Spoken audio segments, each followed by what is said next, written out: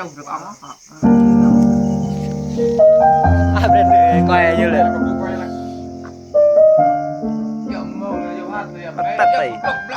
tại đấy đây anh có mùi lôi giọt cơ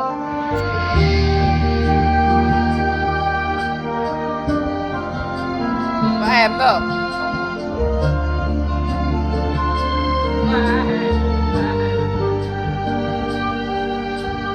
anh nghe gì không từng hận mưa đang coi tên anh bỗng thấy thưa cây bằng đó ai chấm hạt thứ chiếc bóng ngồi thương béo chấm hạt đấy ông ngồi theo là mưa đêm và eo tí này sọt là có eo rồi rồi nhớ rồi tôi ấy nghe tiếng khóc mưa rơi nghe tiếng mưa ở tiếng trái tim đừng để có trên là bằng đó anh nghe gì không ơi vì anh có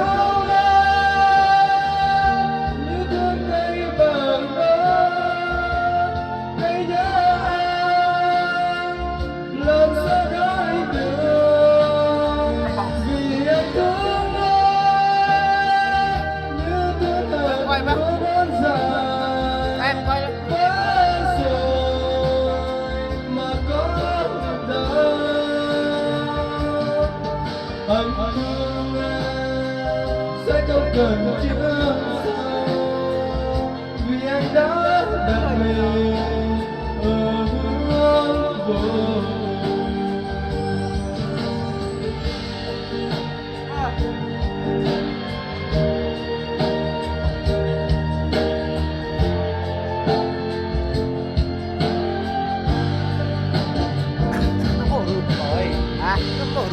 quay cho này em ngại phải gì cả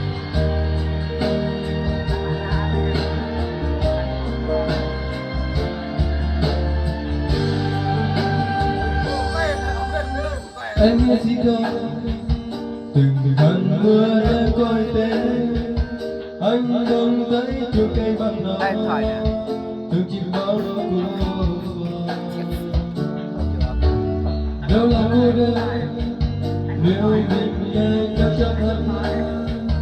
nghe tiếng khóc mưa rơi nghe tiếng mưa và tiếng trái tim đừng để có trên là bằng đó anh nghe gì không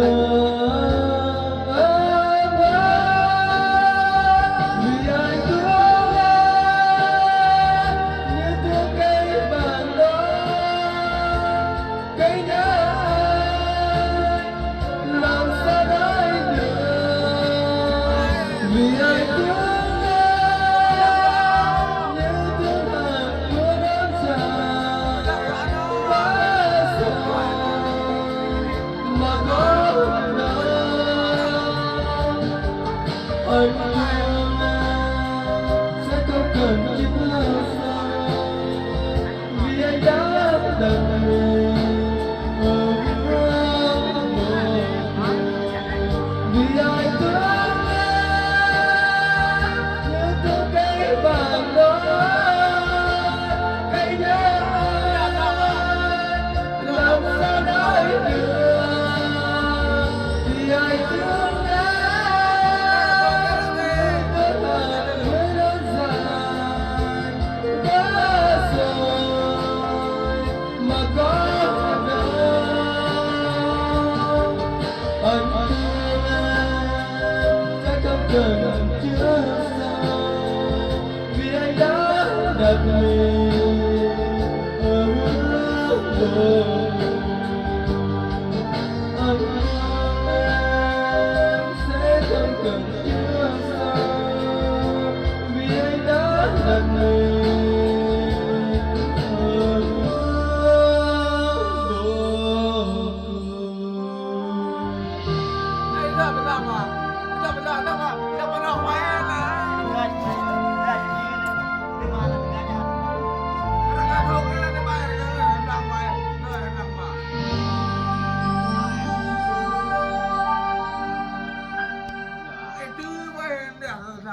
Aku tuh lebar kayak mulai.